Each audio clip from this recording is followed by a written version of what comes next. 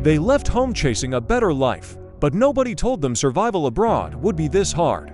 This is not a movie. This is reality. They believed leaving home would fix everything. Back home, hard work wasn't working anymore. Degrees didn't guarantee jobs, and effort didn't equal progress. So they saved, they struggled, and they borrowed. Finally, they left. Landing in the UK felt like a victory. Clean streets, tall buildings, and cold air full of hope. They smiled, took pictures, and told people back home, "We've arrived." Nobody saw what came next. The first apartment was small, cold, and too quiet. Rent swallowed half their income. Electricity, council tax, transport, food bills they never imagined piled up on the table.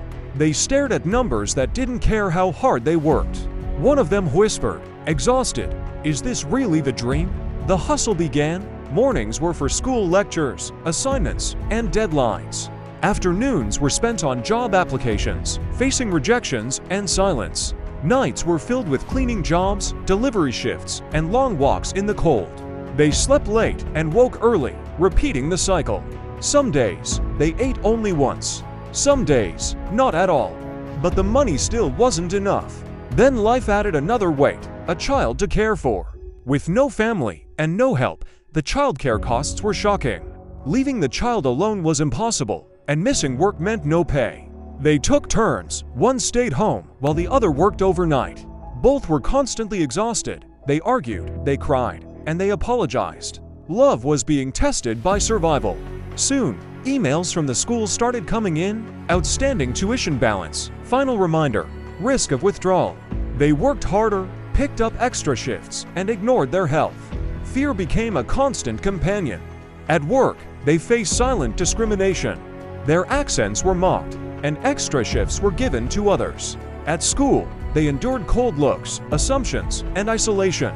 They paid taxes, worked legally, and contributed to society, yet help felt unreachable. When they called home, people would say, "You're lucky, you're abroad." They'd laugh on the phone, then cry after hanging up. The weight of the bills, school, work, childcare, and family expectations became too much. One night, sitting on the floor with the lights off, staring at their bank balance, one thought echoed, "If we stop, everything collapses." They were tired, not the kind that sleep fixes, but the kind that lives in the bones.